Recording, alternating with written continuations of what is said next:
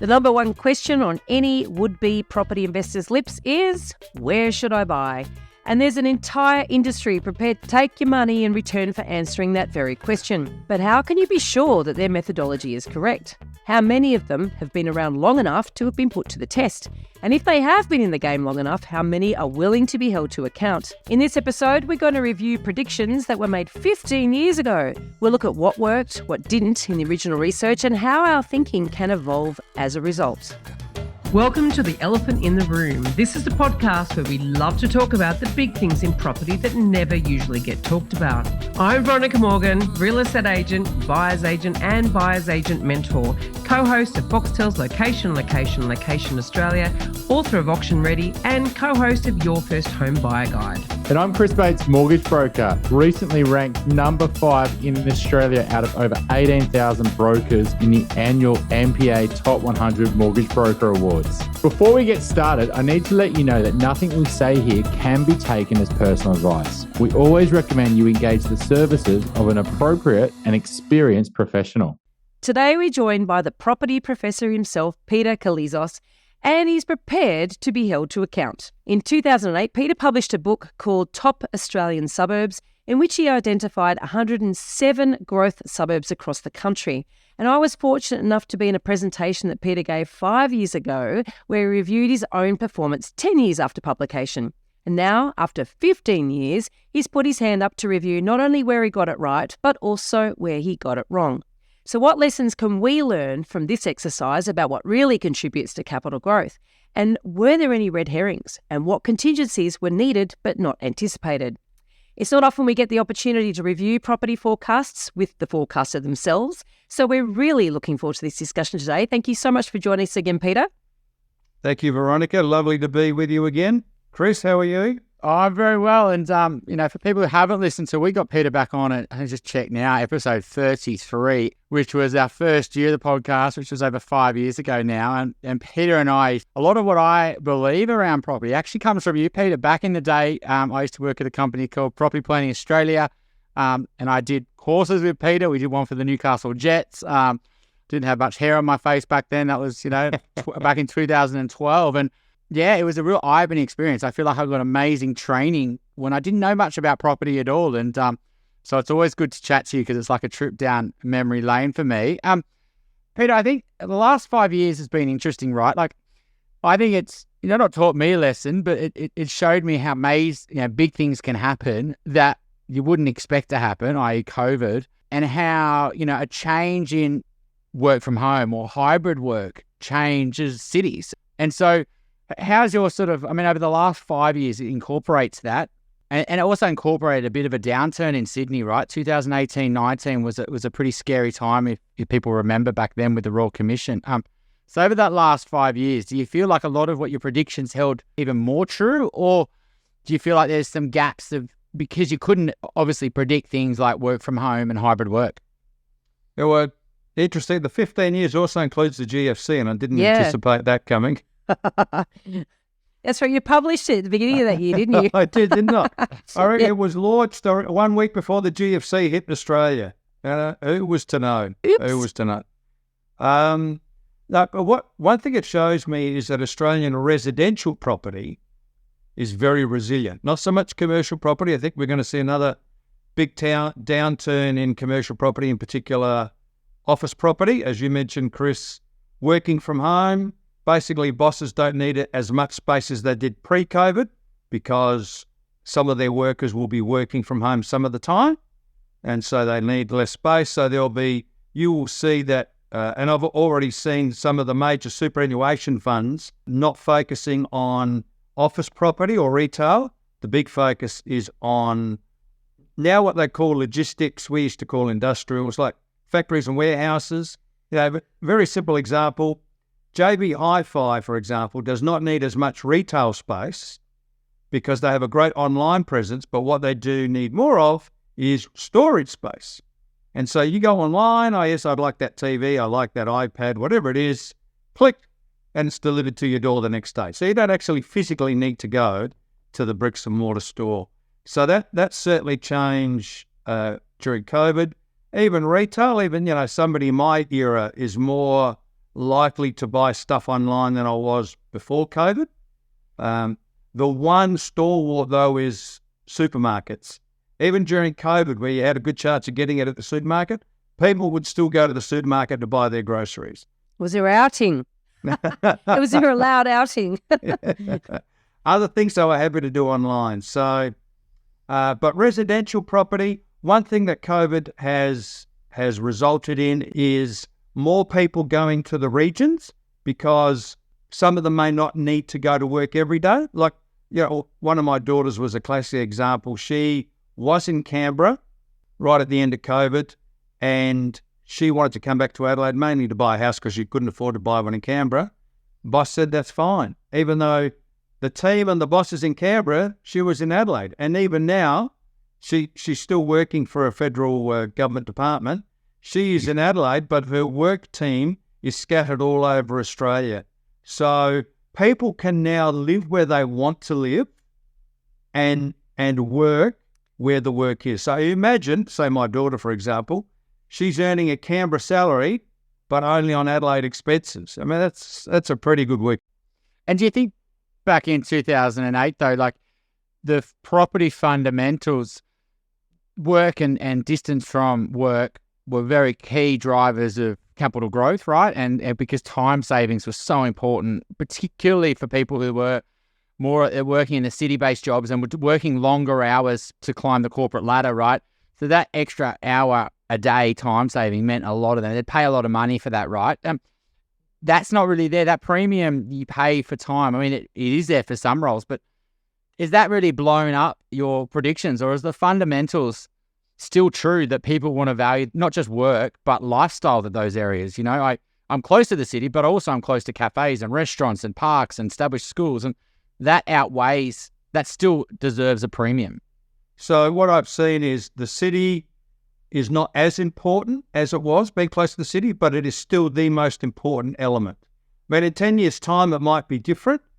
And, I don't know how productivity is going to go from working from home. Maybe in 5 years' time, bosses will say, no, you want to work from home? The maximum is 1 day a week. The rest of the time, you're in the office, like it used to be. I'm not sure, because, working from home is a huge social change. Like, where do you interact with people? Like, I've got 4 adult children, right? And, when you went to uni, you interacted with other uni students, no problem. But if you're working from home every day, where do you meet other people? Like, I just don't get it. Weirdly enough, I was actually talking to some friends of mine who've got their kids are at uni in first and second year, and they were saying that unis as a whole, not every uni, and you can tell me about Adelaide Uni, they've got a lot less face-to-face than they used to. So the kids aren't even meeting people in the uni campuses like they used to. So potentially, socially, that's going to have a knock-on effect into our working, the way in which we work in, the next generation or the next decade or so as well. You know what I mean? They're getting set up differently for the working environment. Yeah, so where I'm at, the University of Adelaide, lectures and workshops and tutorials are face-to-face. Yep. But down the road at UniSA, lectures are online. The other stuff is face-to-face. But, for me, yes, I love my wife, everything, but some of my best years of my life were at university. Going to uni with every intention of going to class, but you never actually went to class. You got stuck down at the bar or playing pool across the road. Where are you going to have those good times if you don't actually go to uni? Very true. Do you think that that's why the, full-time work from home, suits the stage of life, young kids, it suits certain personality, a certain, but so hence why, and maybe it doesn't suit some people at all, right? They just really struggle in that environment. And so do you think employments are going to work with that? The employers, they're going to, have maybe a hybrid model that you can sort of pick and choose what you want? Or do you think that employers are potentially going to go down you actually have to be in the office 4 days? Because we're getting very mixed reports. And I was at accounting office last week, and they were, no, we work from the office full time. Well, my accountant is doing the same. They're a medium firm with almost 100 employees. Yep, similar. Everybody's working from home. Everybody's working from the office every day. Yep. Yeah. Yeah. I think, look, at the moment, employees have the power because it is so hard to find workers. But as immigration increases, the shift will go back to employers and then they'll decide what happens. Like I said, maybe, there is some flexibility, but the maximum is a day a week. Yes, you can pick the day, but the maximum is a day a week. The rest of the time, you're in the office. Who knows? Who knows? Yeah. So let's go back to your research there, Peter. So I want to kick off with a spoiler alert, and that is that we know you got a lot right and some wrong. I still got a high distinction. I may not have got 100%, but I still got high distinction. High distinction. So that means 85% or more, doesn't it? Yeah, that's right. For my old going back to uni days, right. So can you give us a high-level overview of the locations you chose, how those areas performed versus your predictions, and I guess a little bit of context of, any change from 10 years ago would be useful as well, that might have been as a result of this stuff that you couldn't predict. Who could have predicted that? And then we'd like to have a bit of a deeper dive to understand why, So could you give us that high-level overview? Yeah, so look, if I break it down for every capital city, so in Adelaide, let me take a step back. So I picked 20 suburbs in every major capital city and then 2 or 3 in Hobart, Darwin and Canberra. And the deal was that the suburbs that I picked would do better than the average for that capital city. So in Adelaide, from 2008 to 2022, house prices went up 90%. On average, my suburbs that I picked went up 110%. Not a big difference, and a couple of them didn't do 90%, but the vast majority did. Brisbane actually was my best performer, where Brisbane house prices during that time increased only 76%, but the suburbs that I picked went up 120%.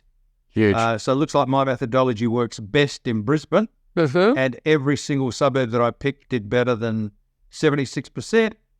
Canberra, I only picked 2 suburbs, Braddon and Narrabundah. Braddon, not enough data. Canberra did 113% in that time period. Narrabundah, 111%, pretty close. Yeah. Darwin, I only picked 2 suburbs, Milner and Rapid Creek. They both did better than the Darwin average. Hobart, I picked Glebe, North Hobart, South Hobart. Not enough data in Glebe to make a conclusive analysis. Hobart did 140%. North Hobart, the one that I picked, did 207%, so that more than tripled in value. And South Hobart, 130%, a bit below. Melbourne, one of our large metropolises, average growth in house prices in Melbourne that time was 127%. My average for my 20 suburbs was 145%. So there were 4 suburbs there that didn't reach 127%. Close, but not close enough. Sydney was the best performer, where Sydney house prices increased 163% in that time, and the suburbs that I picked on average did 177%. But look, I need to apologise for all of those people that live in Western Australia. I got Perth horribly, horribly wrong, and I'm going to explain why. But we talked about Sydney doing 163%, Melbourne doing 127%, Perth did 23%. Wow. In 14 years, it only went up a total of 23%. My suburbs that I picked averaged 19%, and most of the ones that I picked did not even reach 23%. So that was a disaster, but I look forward to trying to explain where that mistake was made. I think the conversation we're having here is a bit enlightening. I mean, the elephant listener that's been listening for a long time probably knows that we don't just believe in cities, we don't just believe in suburbs, we believe in parts of suburbs and certain streets in suburbs. And your research isn't even going to that depth, right? No. You're basically just picking a suburb, let alone, the 3-bed houses, the 4-bed houses outperforming the apartment market. And your fundamentals would go to that detail. It's just for the book, you probably haven't gone to that detail. I can't remember the book, Pete, but I've got a copy of it. But does it actually talk about the style of homes that you look like in those suburbs? So the book, there's a bit in the book called, which states the areas to focus on within that suburb and the areas to avoid. But one thing, if I'm looking for a particular property to buy, there are the 7 S's: safe, steady, suburb, style, street, soil, which means land, and size. So, you talk about, 3-bedroom houses versus 2-bedroom apartments, one street versus another street, character period versus non-character period. You can get to that down to that finer detail, and I do if I'm picking an individual property, but hopefully I explained that well at the start of the book, the sorts of properties you should look for, the sorts of streets you should look for, basically wide streets, tree-lined streets, and lined with appealing houses. I don't think city starts with S, but I'll let you get away with that No, one. what's it? Yeah, the sound. It's the sound. I did. Phonetic S. But we'll let that one slide. So what? Let's start in the bad books. All right. So Perth. There's a lot of heat on Perth right now. We've got it's affordability. Like you say, it's underperformed for a long time. There's people have probably been thinking Perth, like Brisbane, a little bit. It's gonna boom. It's gonna boom. And it depends how early you got to that party, how many years you had to sort of wait around for any growth, right? And in recent years, it's come. Why do you think Perth? I mean, you didn't get it that wrong. You were only 19% versus 23%. Why do you think that? What did you get wrong about Perth? Okay, so when I talk about capital growth, so far as locations are concerned, you need to be close to the city or close to the sea. My problem was that I was too biased to the sea. Like, I reckon 16 or 17 out of the 20 that I picked in Perth were beachside suburbs. And even worse than that, I picked many down in the Mandurah area. Right. And when I was doing my research, it ticked a lot of the boxes, but one of the boxes that I do now, one of the boxes that I didn't even imagine would need to be ticked was the industry of employment. Because if I had looked at that closely, there was 50 times the average of people living in the Mandurah local government area, not just that suburb, that worked in the mining manufacturing industry. Man, that is huge. Even something a little bit goes wrong and everything goes skew. If something goes a little bit right, happy days. But we had the GFC, we've currently got this issue with China and the trade and, iron ore and the other stuff that Western Australia produces hasn't been going as well now in the last 15 years as it was back in 2001, 2, 3, 4, 5 and 6. In 2006, Perth property prices increased 45%. Well, it hasn't done much since then, really. It's actually really interesting because, you've admitted your bias, you've recognised it, you've seen it. Well, I love the water as well. Personally, I love the water. So I can see where that bias comes from. Yeah. But one thing that we've seen as part of COVID, being really close to the water can benefit you greatly. People with the money will pay extra or a premium to live on the Esplanade, 1 street back, 2 streets back, within walking distance. Yeah. But what's interesting there too is we're not just saying that, your Perth predictions underperformed and you're putting it down to that bias, meaning that you skewed a lot of suburbs chosen in that area, that is too heavily dependent on one sort of industry group or 2 industry groups. But also as a whole, the whole of Australia, any investor's got the choice to invest anywhere. And then it's daunting. It's probably overwhelming for too many people, which is why that question comes about all the time. Where should I invest, right? Perth is a lot of money from the eastern states is going over there investing there at the moment and it could be a fallacy or it could be a reversion to the mean. I don't know which way to look at this, really, to be honest, to say that, Perth has underperformed, so therefore it's only a matter of time before it performs again. And then you think, well, does every state and every capital city end up performing the same way over the longer period of time, or are there systemic differences in different states and capital cities? Well, over the 20-year period, going from memory here, Hobart house prices have increased 5 times since 2003. Right. Adelaide, Brisbane and Canberra have increased 4 times. Sydney and Melbourne, just under 4. And then Perth has only increased 3 times. Only 3. That's still huge, but nowhere near as good as the other capital cities. So look, the basic premise is, this is the big generalisation. All residential property will increase in value at some stage, all right? But it can make a big difference to your retirement or your lifestyle as to how quickly that growth happens. The suburb of Mandurah, property prices are below where they were 15 years ago. You'd be a pretty brave person to say, well, I'm going to go invest in Mandurah. Because I'd be thinking, what is the problem there? Just because it's so low doesn't mean it's going to increase. Why has it actually dropped and it's worth less today than it was 15 years ago? That's what I'd be looking for. And if there are positive signs, go for it. But you need to do that fine-grained research first rather than just say, oh, it's underperformed. Sooner or later, it's going to outperform. Yeah. Good luck with that. The thing is, what's interesting I find too is that certainly as I guess the Australian, what's the word that we love investing in property, let's face it. We have an obsession with it. Yeah. Have an obsession with investing and talking in property. about it. And we love talking about it, hence this podcast. Hence here we are today. Here we are Exactly, talking about it, right? Yeah. So and also our government has set things up so that investors have been, to some degree rewarded from the government in order to invest and provide rental stock for this country. And obviously it's very much on the table with the, where that has been failed as a failure as a policy, but that's sort of another topic for another conversation. So individual investors have been encouraged to get into the marketplace, right? And so you make a decision on where you're going to invest and then you go and put your money there. And I completely forgot where I was going with that question.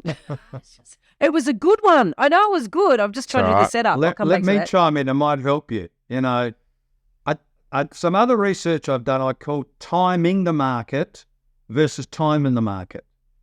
And if you Google or if you go to the Pippa website, there's a video on it, right?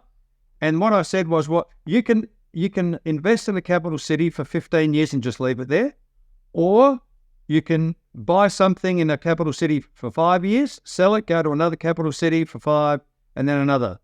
And yes, if you had a crystal ball that worked, then there were chances so there were 525 different outcomes, right? It can't be right. 8 times 8 times 8, whatever that works out to, 500 and something, I think. 512 maybe. Yeah, 512. And, but some of them, people lost money over that 15-year period because of the buying and selling costs. They had less money 15 years later. But in every capital city, you had more money than what you started with. So it's a safer option just to buy and hold for the long term rather than try and pick which areas are going to do well. Exactly. And the transaction costs are not just buy and sell; it's the CGT that stings the you, capital right? gains tax, yeah. And I've got a bit concerned actually. I heard about by talking about this, no one's going to know what it is. But anyway, a buyer's agent, right? Quite a big, prolific buyer's agent. Quite respected, I would say. It's not a new buyer's agent, not like a data-driven, been doing it for 2 years. This is 15, 20 years experience, and a big business. That's their strategy. They are buying and they are transacting property, and they're getting in and out of cities. And it just, scares me that, that they're moving in this direction because, like you say, you are almost gambling people's investments. You're gambling their retirement. You're gambling because if you only got to get it wrong once, and because the problem is like investments, like trading shares. Like what happens is you buy a share, it goes down in value. You then have a decision: do you sell, and try to buy something else, or do you hold on?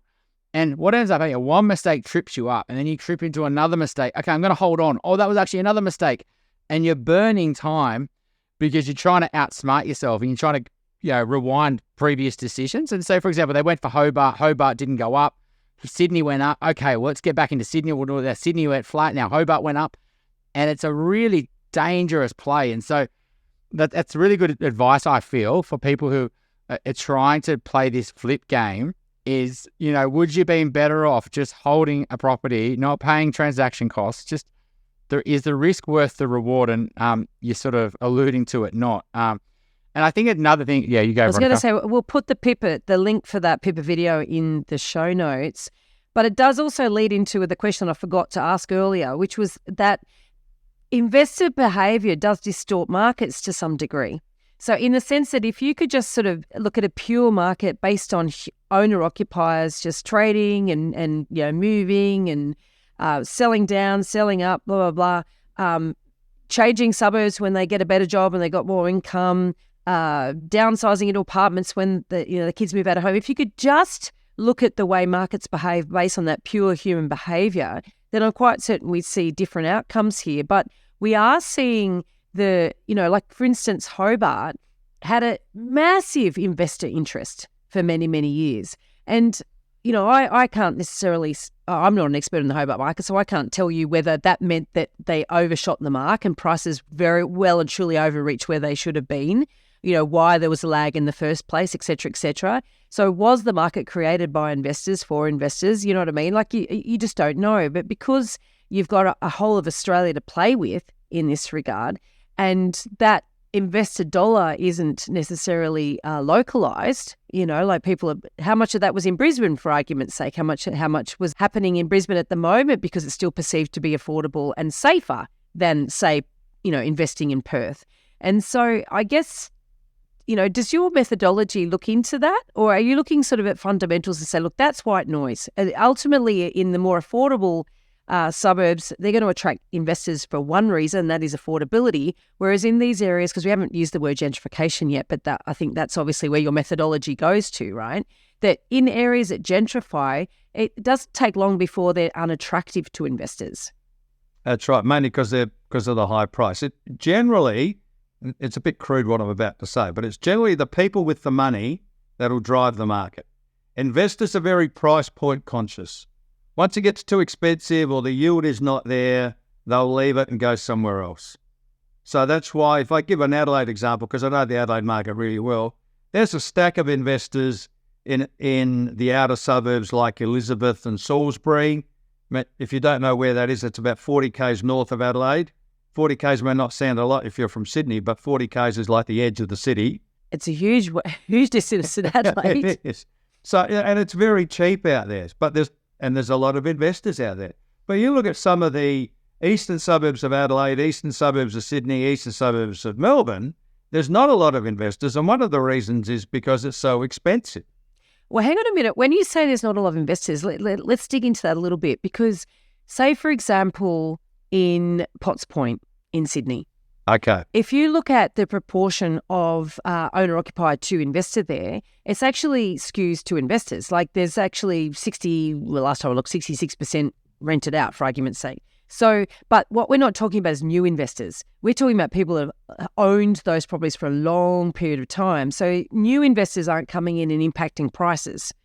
Old investors own the property. So there's a difference. I just want to draw that distinction. And the other clarification I want to make is, when I say there's not a lot of investors in houses, so my focus is on houses rather than units. So, and the reason there's a graph there or a table there that shows in every capital city except for Darwin, in that time period, houses outperform units, right? Now, I suspected that Darwin units did better than houses because there was a lot of new units that went up. So I went into the ABS data. Do you know how much unit prices have gone up in Darwin in the last 13 years? Zero. So what we had is a lot of new units, say, 2007, 8, 9, 10. GFC comes, not so much, bang, now we finished. And so, I focus on the housing market because that tends to be dominated by owner-occupiers, and owner-occupiers often will bid or buy with their heart and not their head. And so, they tend to spend the extra money. It's fascinating that you say about the Darwin, in one area of Darwin, I'm presuming. No, this is the whole city. The whole city, right? So units outperform, but that's purely by virtue of the fact that when the brand new stock hit the market, it was at a higher price point than what was previously existing stock. Because it affected in developers' profit. And in fact, developers could well have used that completely true statistic to support why investors should be buying units in Darwin. That's right. They cherry-pick the data to suit themselves, yes. All right. So tell us, rather than cherry-picking then, what is the methodology that you use? I mean, what are the fundamentals truly?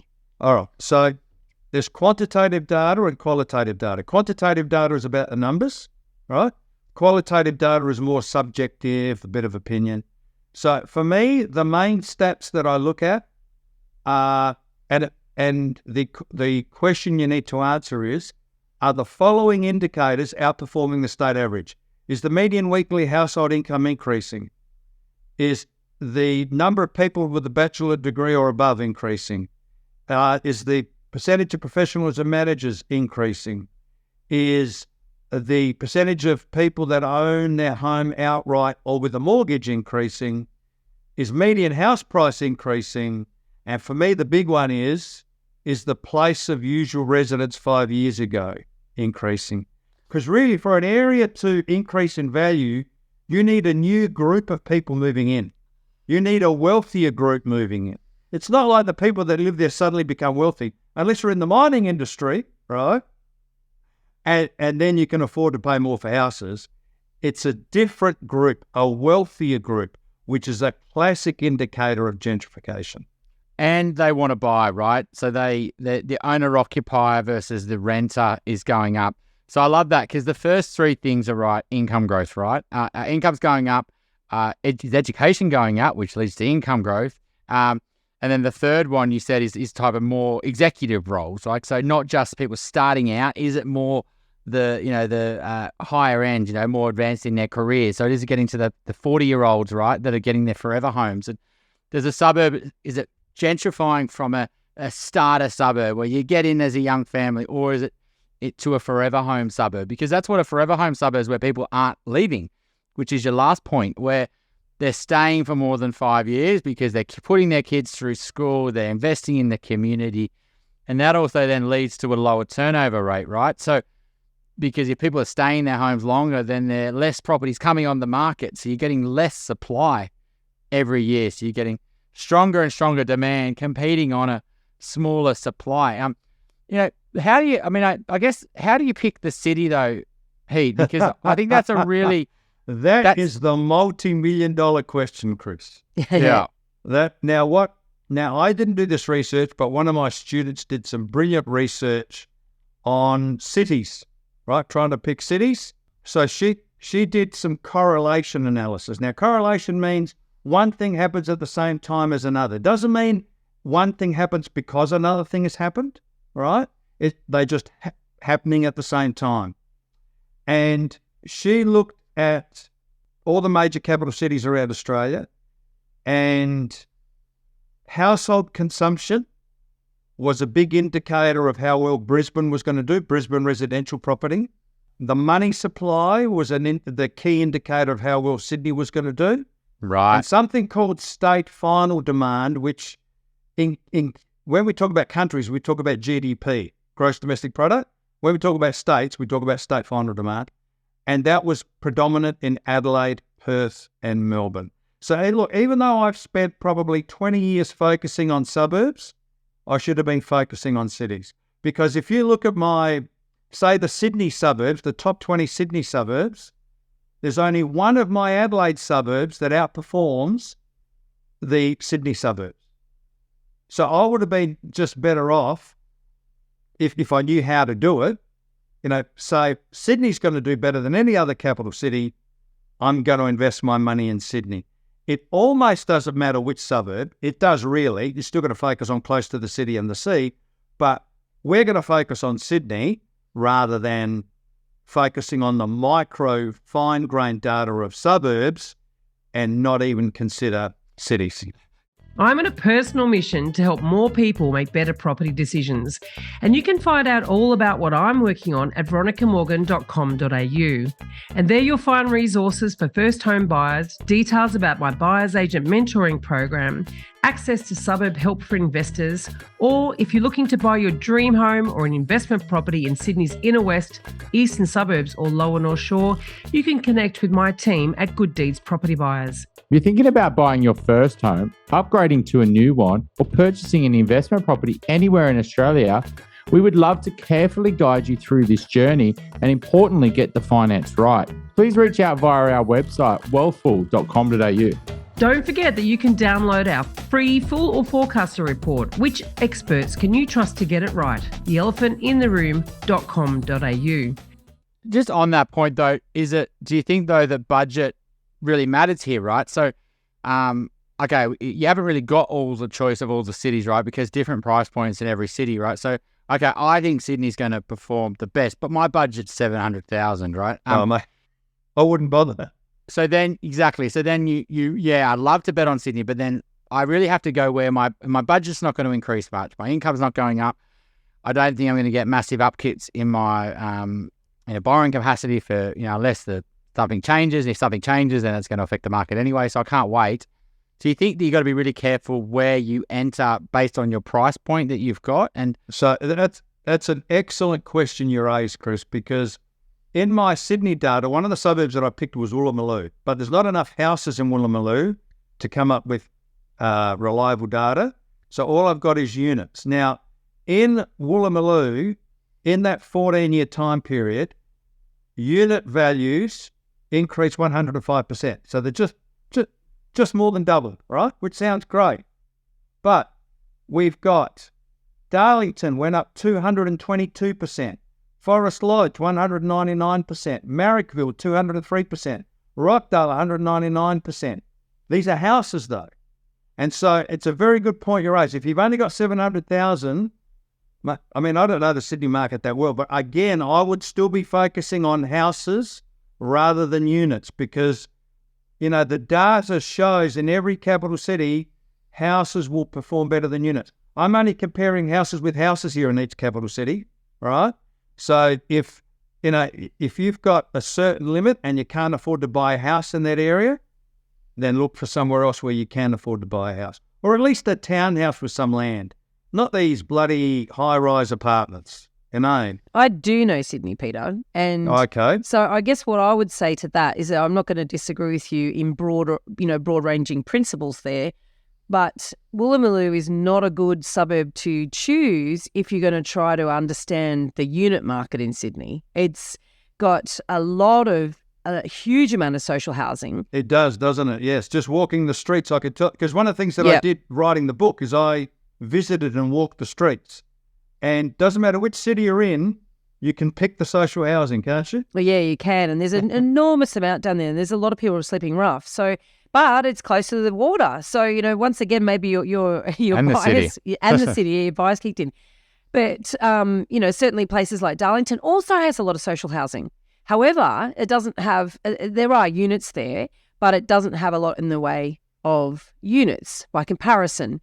Yeah. So, and it's very close to Sydney Uni. It's also, you can walk to the city from there. It's also got access to trains. It's like actually quite an amazing little pocket that you'd discover. You'd be surprised if you never heard of it because a lot of people haven't heard of it.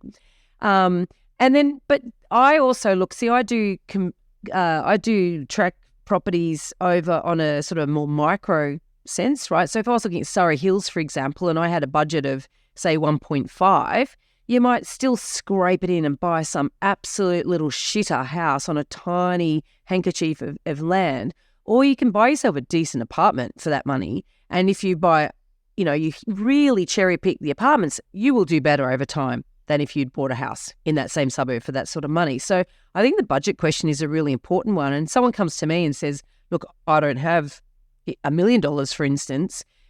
I'm like, don't even think about Sydney, really. I mean, to be quite frank, I really encourage people not to think about Sydney if they're looking really sub 1.2, ideally sub 1.5. And that's because Sydney is Australia's most expensive city. And I think that's interesting about You can look at cities and say Adelaide versus Sydney. You know, Adelaide hasn't done as well over a long time when you're looking aggregate numbers. But if you actually drill down, you could probably find individual properties that have done equally well if you could pick the eye teeth out of it. But I think what's so fascinating by the research that your student did was that you're looking at what the correlation. So am I right by saying, okay, if, say, Brisbane, just say consumer spending, was it what it was? So if consumer spending is ticking along nicely, then that property market is going to pretty much follow suit, because that's like just a coexistent trend, right? The money flow into Sydney. So I'm presuming that's sort of a GDP Well, the money supply, because Sydney is basically the banking and finance capital of Australia. Yep. A lot of people work in that industry. Yep. You know, depending on how well we're doing financially, will determine how well Sydney economy does, and therefore Sydney property market. But Melbourne and Sydney are so similar in so many ways, right? Similar size, similar type of demographic. So it's interesting that there's two correlations that are very, very different. So that Melbourne is aligned more with Perth, which you would imagine was more around commodities, and Adelaide even so, perhaps. You know, so why would you say that? Well, Sydney and Melbourne were very much alike until COVID. Right. Now, I'm apolitical, right? I'm neither Liberal or Labor, but it's going to be death by Dan Andrews. Right. I've seen, because I'm the oldest person on this podcast, right? So I remember when Melbourne was not a thriving city, and it took somebody like Jeff Kennett, who was a visionary, to really drag it out of the doldrums. In the 90s, when we had a recession, South Australia and Victoria had it even worse, because there were some major financial institutions that collapsed. We had, I think it was the Pyramid Building Society in Victoria, which collapsed. Disastrous. And we had a lot of migration from Victoria and South Australia up to Queensland back in the 80s and the 90s. But even though Melbourne might like to think it is Australia's banking and finance capital, it seems that Sydney is. A lot of the head offices, the Asia-Pacific head offices, are in Sydney rather than Melbourne. Maybe one of the reasons is because Sydney is closer to the rest of Asia than Melbourne. I'm not exactly sure why. But, it was terrific research that she did. She scored a terrific mark. It wasn't 100%, but it was very close to 100%. But the next step is to find out, all right, so these factors are associated or correlated, but are they leading indicators? Because if you can pick a leading indicator, then you can pick which city you're going to invest in. But she just did a correlation analysis using regression. But over your 15, there was wide changes, right? You had Perth, Darwin. But even if you compare Sydney, Melbourne, Brisbane, Adelaide, and Hobart, like huge differences over 15 years. And then within the, even if you look at your top and worst performers, and you were looking for the best ones, right? There's huge gaps between the top suburbs and the worst suburbs in those cities. And there'll be huge gaps between the houses and the apartments. And I think a lot of people in property, like you said, well, properties will go up over the longer term, especially but it does really matter that you look at it at a micro level, right? And you do go down from a city macro to a location and a micro location, down to the suburb, down to the street, which side of the street. You may not know, but in this street, one side is called one suburb, one side is called a different suburb. They look exactly the same, but they have a different name. That can make a big difference. Very big difference. I've got a classic on that. There's one street in Stam, or the one when the third runway was built in the 90s, and so one side of the street got the insulation, the aircraft insulation, the other side didn't. Little things like that. Yeah, local knowledge is so important. And Veronica, you and I are going to be at the Pippa conference this Friday. We are. And I had that in one of my slides. Like local knowledge, which is based around locality, right? Local locality is so critical. Buying one house across the road from another can make a big difference. Maybe you're in a different suburb. Maybe it has school extra catchment. insulation. School catchment area. Certainly in Adelaide, that's a big one. Yeah. What's your thoughts, Peter, around there's a trend to people want to diversify, right? It makes great investment principles, right? Not all your eggs in one basket. People take that philosophy with the stock market, which absolutely makes sense, rather than betting on one company, split it over 12 to 30, depending on what you follow, right? How much diversification you need. But a lot of people want to apply that same philosophy into the property market. Do you think it's very dangerous to do that? It's rather than the number of properties and being diversified across different cities, you potentially, if that's at, the risk of quality, do you think people should just be going for fewer? Or what's your sort of belief? I'll just use some of the numbers that you've had today. So if somebody came to you and said, I want to buy $700,000 in this city and $700,000 in this city, I'd say, mate, put your 1.4 together and buy yourself a classy asset, one classy asset. Yes, so from a risk perspective, it is a greater risk, but you have a much wider variety and a much better selection of better quality property than trying to buy for 700. Well, you're not going to buy anything in Sydney for 700, are you? Or even buying something in Adelaide for 700. You got a long way. You're going to be a long way out of the city to buy a house for 700,000 in Adelaide. Well, you talk about risk, and I think it's the perception of risk, and I think that's the problem, that a lot of our investment sort of, myths or theories or whatever come from the stock market. And it does make sense to diversify in the stock market because you can diversify with a very small budget, right? But when you have one asset, you're choosing one property, and 71%, according to the ABS, of Australian investors do only end up with one property, then you've got to make it the best one you could possibly get, rather than be thinking that that's not a clever thing to do. And I think that that's the sort of like that turning that conventional wisdom on its head to say, well, yeah, it sounds logical, it sounds risky to only buy one, but actually more risky to buy two or more that aren't very good. That certainly, I think too, with regards to this research that you've done, and I love the fact that you do these presentations, which really pulls it apart. And I mean, are you presenting this actually at the Pippa conference? Is that, which is fabulous. And my question and my challenge to the people in the audience, because there'll be many buyers agents, will be, why don't you go and check all of your forecasts or what you bought and see where you went right or wrong and learn from those mistakes if you made any, and then move on, rather than just think, I'm only buying in Sydney. Why? Because that's where I am. Well, maybe you shouldn't be doing that. Maybe there are other options. Or if you are constrained to Sydney, then do your research to work out which are the better areas, the better types of houses. Yeah, I think too, I mean, it's like certainly in my buyer's agency business, I have no desire to buy in areas other than where I'm a local expert or where my team are local experts.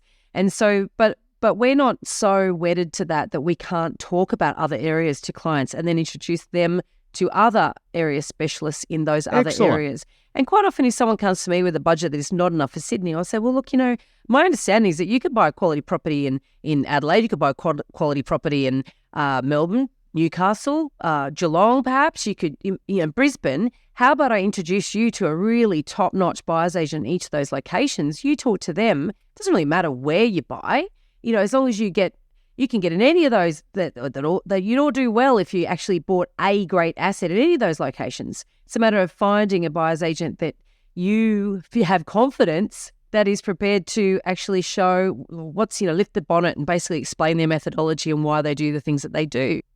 And that's one of the reasons I'm doing this podcast, Veronica, because I can see that you are a very trustworthy real estate agent. The least trustworthy occupation in Australia? Yes. Real estate agents. No, we're second lowest. Underneath us, who's lowest? Car salesman. Used car salespeople. And I think advertising salespeople as well. Yeah. And real estate agents are number 3 at the bottom of the list. And they haven't pulled out buyer's agents yet. And I wonder if they did. You have to sort them out, don't you? I'm not sure whether it would be better. I'm not sure we'd be higher. Peter, I mean, over the last 15 years, I think you said, was it Hobart up 200%, Sydney was up 200%, just let's call whatever numbers. It doesn't Sydney really... was 163, Hobart 140. Yeah, 140, right, okay. And then internally within that, you said like the inner west of like those Darlingtons and those pockets were 200 plus, right? 200 plus, yep. And, and you said Brisbane, you really outshot it, because I think maybe your Brisbane numbers, I reckon the affluent areas of Brisbane absolutely went bonkers over the last 5 years. The inner ring, old Queenslanders, we've had multiple clients that have bought 5-6 years ago that the prices have doubled.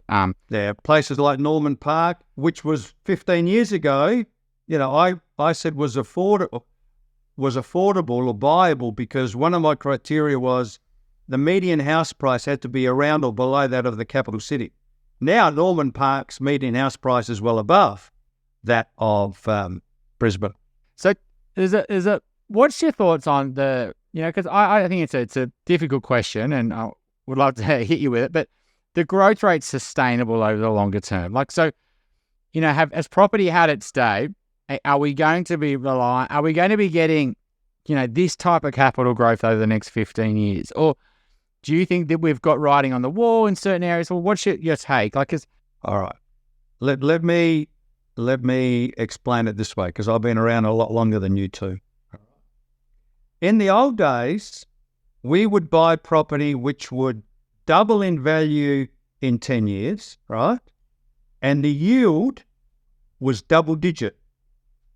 Today, we're still buying property that will double in value in 10 years, but the yield is single digit, and some of them are below 5%.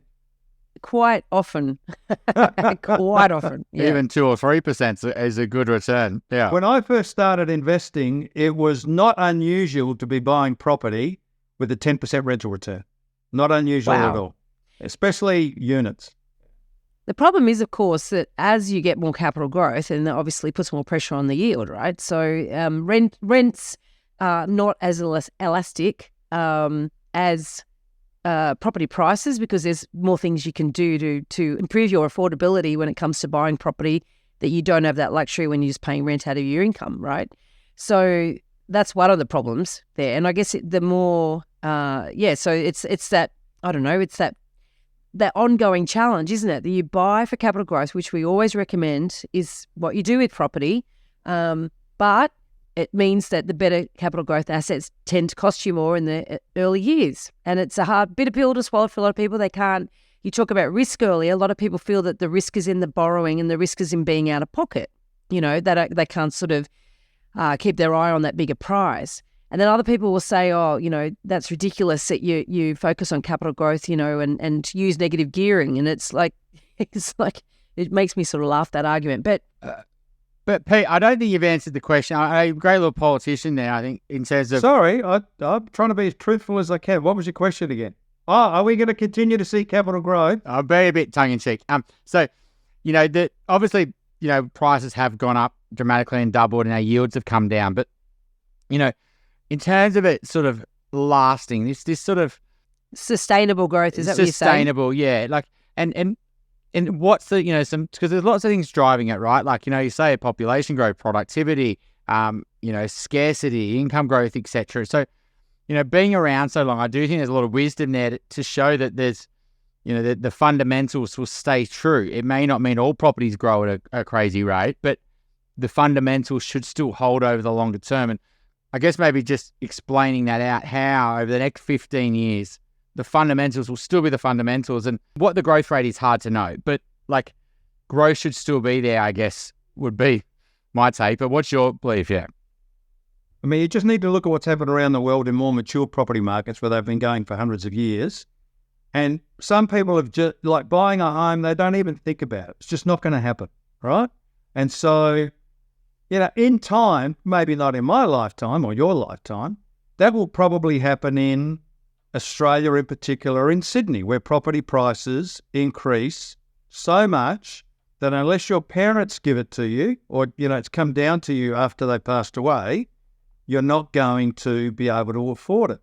And because I've seen it happening in other more mature property markets, like say London or Paris or New York, some of the big metropolises, I think the same will happen here. In the 1950s, heaven forbid to think that your wife would go to work so that you could afford to get a bigger mortgage to get a bigger home. All right. But look what's happened.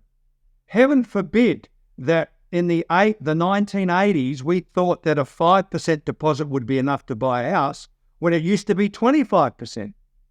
heaven forbid that your mum and dad will actually help you with the deposit to buy a house. Who knows what will come up?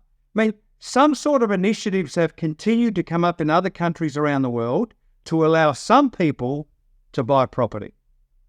So I have no doubt that property will continue to grow in value.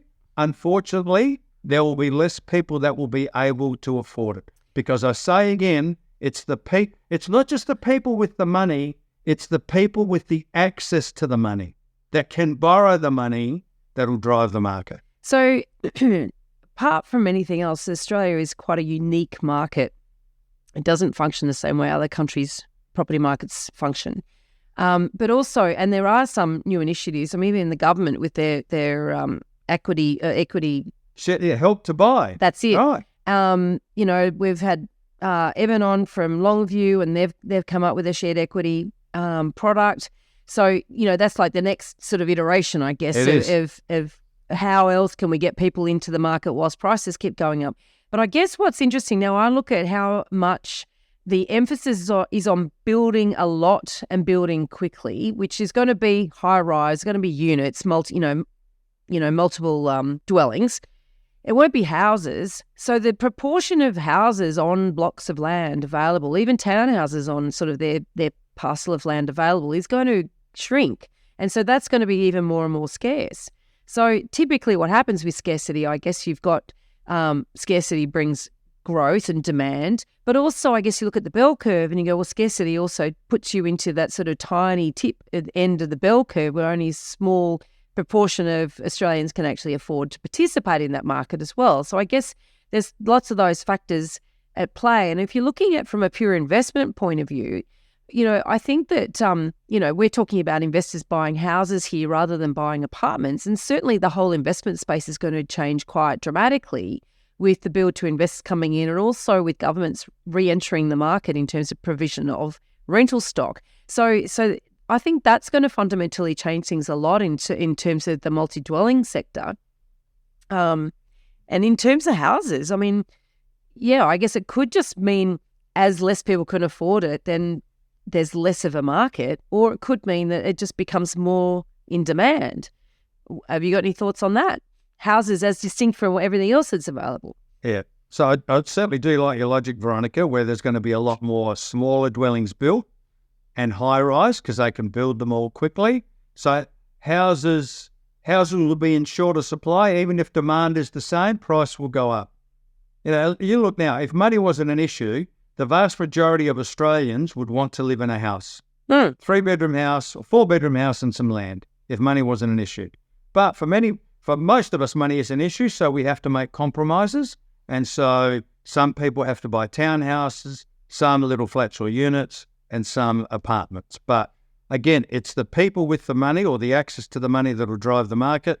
And I can see certainly house prices continuing to increase probably at the same rate. But let's not forget, new housing only adds about 2% to the additional stock. And so it's going to take a long time for them to make a dent in that market. And the other thing is, this housing, I'm not going to call it crisis, this current housing situation was brought about by COVID, where there was lots of demand, home builder, but no supply, because all the builders were at home. They weren't allowed to build, right? So lots of demand, no supply. And so what's happening is it's catch-up. Unfortunately, there have been some victims because builders signed fixed-price contracts back there. And I don't know what's happening in Sydney, but certainly in Adelaide and Brisbane and Melbourne, there are, reputable building companies going under because they can't afford to build. So, this is a unique situation. I don't ever remember it like this because we never had a COVID where you couldn't build any more houses because you were told that you had to stay home. Yes, we've had incentives before, first home buyer grants and stuff like that, but we've never had supply come to a halt. And even if you could, because some states were less severe than others, there was no supply of material. The factories overseas have shut, so you can't get any structural steel. You can't get any concrete. You can't get any tiles from Italy. Peter, what's your sort of take on, there's been this lack of listings or lack of stock on the market, right? And I've been hearing that same thing for probably the last 5 or 6 or 7 years. And, Domain did some really interesting research. The average length that someone's in a house has doubled, right, over the last 15, 20 years. I can't remember what it was from 7 years to 14 years. We're living longer. We want to stay in our houses. We don't want to go to aged care, etc. So what's your sort of take on the turnover of property, that people are almost getting stuck in homes? I mean, they would love to upgrade to a bigger house, but to upgrade, it's too big of a jump. I've got to take on the mortgage. I don't want to downsize to an apartment.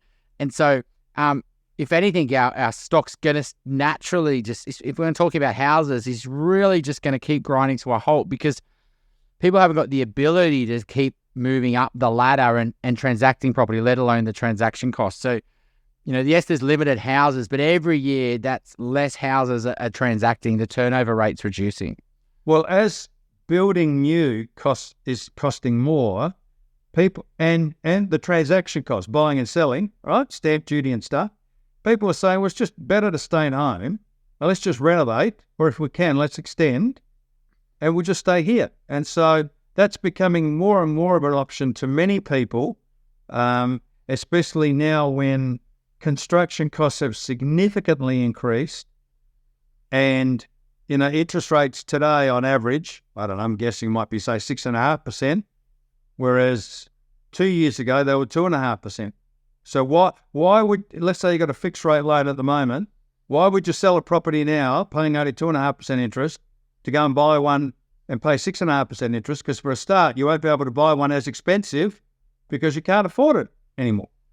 If you just keep your mouth shut and don't say anything to the bank, well, you're paying your 2.5%, everything is fine, but as soon as you open up your books and you're earning basically the same income, but you got to pay a higher interest rate, your borrowing capacity shrinks. It's also, if your choice to renovate versus move comes down to very much where you are located, and obviously the cost of upgrading and staying in that location. And I know certainly in where my buyer's agency is based in inner Sydney, there's certain pockets. I talk about Balmain a lot on this podcast, but I mean, it's such a good example of this, where people actually live in Balmain. Their first property there might be a tiny little 2-bedroom semi or a terrace, and then they go, I never want to leave, right? So they're looking at ways that they can basically get in there with a bigger pump and basically make it bigger. And they'll do anything they can to stay in that area if they can. Including, go vertical. I mean, there's limitations, obviously, with the council, what they'll let you do. But, we know a lot of people that they will exhaust all of that before they will look at upgrading and moving. That's right. Because they're so wedded to their location. And particularly, I think once you've got kids at school, that makes it even more hard bait. It's really difficult it happens, and kids are quite resilient and they'll cope with moving schools. But typically once the first kid's at school, you're even more baked into an area. So there's lots of other reasons why people would stay and renovate, I think, versus move. And then on the other side, don't downsize, right? There's a downsizer window. It's like when you're fit, able, active, you got that vitality, you feel like, oh, I'm going to meet new friends and move to it. You've got that. But then when you get over that, you're like downsizing, moving to an area, change is in, I can actually just make my home work for the next 20 years, and the kids want to keep you in the home because it's their inheritance, and they install a lift rather than selling, etc. So yeah, I think it's a good thing for people to think through that. It's, I guess, if people live in their houses longer and they live longer and people don't sell out of their houses, that's less supply on the market that are turning over. That intergenerational wealth story, that when they do die, is going to be massive in the 2030s, because that wealth has to transition down. And if anything, the kids will just leverage that money, would be my belief, is once that money passes down, it will multiply. So, Pete, can you end us with a property dumbo? Because always a nice way to end the episodes. This comes from my father. So we were sitting around the table with some of my friends. So we were in our 20s, and one of my friends, he had the opportunity to buy a really top-class asset for $500,000, but he missed out for $5,000. And my father was a real estate agent, so he'd been in the game a long time. And this was, I reckon, the first time that I heard my father swear. He said, why would you miss out on a quality $500,000 asset for, and I won't mention the word, $5,000? Why would you do that? So I think the lesson there is, if you're going to hold property for the long term, right? Let's call it this $500,000 property. What difference does it make if you pay $510,000 if it's going to be worth $1 million in 10 years' time? Because statistically, since World War II, that's what property has done on average. Some capital cities do better than others, but it's around, 7% per annum, which means it doubles in value in 10 years. So what difference does it make if you pay a little bit extra for a quality asset? I think a client bought last week, and it was pre-auction, and he's missed out a few times, but this absolute cracker came on. This was, not going to say the location, but it wasn't an apartment actually in Sydney, but it was, top floor, massive north-facing view, great floor plan, big parking, quiet street, great privacy. Like, this is by far one of the best apartments I've seen, right? And it was way better than what he missed out on. And we literally spoke for half an hour. I'm like, mate, just trying to get him to, because he was trying to set his limit at like mid 1.4s, and he ended up getting it for low 1.5s. And it was like, because if he went in there, like, and I'm talking like, it's like 5%, right? It's under 5% we're talking here. If he went for like 1.47, he wouldn't have got it. The person would have got it at 1.5. And he'd be at the auction next week and next month still looking, and he probably wouldn't find one as good as this one. Yeah, and the price he paid still, in my view, it's still comparing to what they're selling in new stuff in the area, it's still amazing compared. Like, and so, it's so interesting that you want to get a good deal and you want to get a great asset. Well, you might not get a great deal, but as long as you've got a great asset, that's the thing that you end up holding. That's the thing that, it doesn't really matter what your deal was 15, 20 years ago, right? So it's, that price becomes irrelevant. I'm a man who puts his money where his mouth is, and I've done the same. If like our home that we currently live in, there was a price range, and I said, I'm not missing out on this beautiful home, and so I gave them the figure they wanted right at the end of the price range, not above the price range. And people were saying, why would you do that? Why wouldn't you try and bargain? When you see a quality asset, you've got to jump on it. Otherwise, you'll be searching for weeks or months, and you may not find something like that again. I think there's a bit of a caveat to put in here. I mean, and that is that you do have to assess technically what it's worth, right? So you've got to have some sort of framework for choosing whether you're going to pay a premium or not. Like, a premium on what? Like, just because the agent is guiding it or asked for it. You obviously, your experience, you've been in property decades, like you can assess a property, A, for its asset caliber, how good it is, and B, what is a reasonable price to pay in the market. And we coach our clients through that. We want to make sure they're very clear on where the data says this property should sit, and then how good is that asset, what's the market doing, how uniquely does it suit their needs, and then what's that premium you're prepared to pay in order to secure it if you have to. And I've done the same thing when I bought my property. I paid the top end. I didn't want to pay that, but I had done the research first. So I knew that if I had to, I was within the range and I was okay to go to that level. You know what I mean? So it's whereas people can go, you just throw anything at it because it's really good and it's going to double in 10 years. I think that there's some parameters around that are really important for individuals who want to do this themselves without guidance. Or if you're using a buyer's agent who just says to you, you just got to go in hard because otherwise you're going to miss out. I was talking to somebody recently who actually was a judge on one of those industry awards, right? And they judged the buyer's agent category. And I've judged a number of these over the years. And they were saying that, of the 10 entries that they had seen, one of the questions they were asked to answer was, give us an example of your pricing methodology and how you advise your clients around pricing. And 4 of them didn't even answer the question. That's 4 buyer's agents who all thought they were good enough to win an award, couldn't answer that question. And I went, what I want to know is, did they become finalists? Because in some of these awards, it's like everyone who enters becomes a finalist. Everybody wins a prize. Yeah. And I'm like, they're getting on this little green ribbon for being a participant. Thankfully, I was advised that no, people who couldn't answer that question were not going to be finalists. Very Thank good. God for that. But that's a danger out there at the moment, unfortunately, with a low barrier to entry. Yeah, absolutely. So to caveat that as well, Veronica, I've been trying to get him to work with a buyer's agent for many months. And, whenever a client asks me around what's the property worth, that's impossible for me to answer. That is hours of research. I'm saying hours. It's knowing what's selling on the market right now, right? What else is on the market? How scarce is it?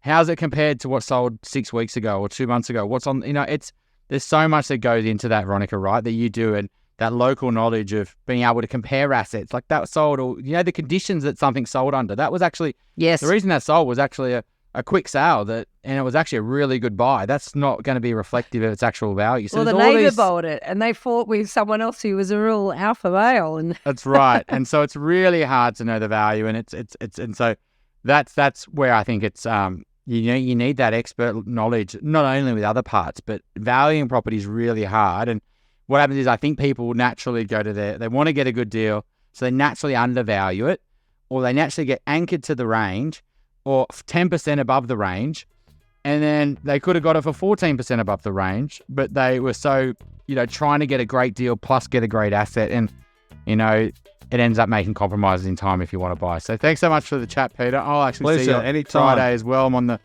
the Pippa panel for one of the things. We'll look forward to catching up with both of you on Friday then. We'll see you on Friday. Thanks, Pete. see ya. See you later. Thank you, Peter.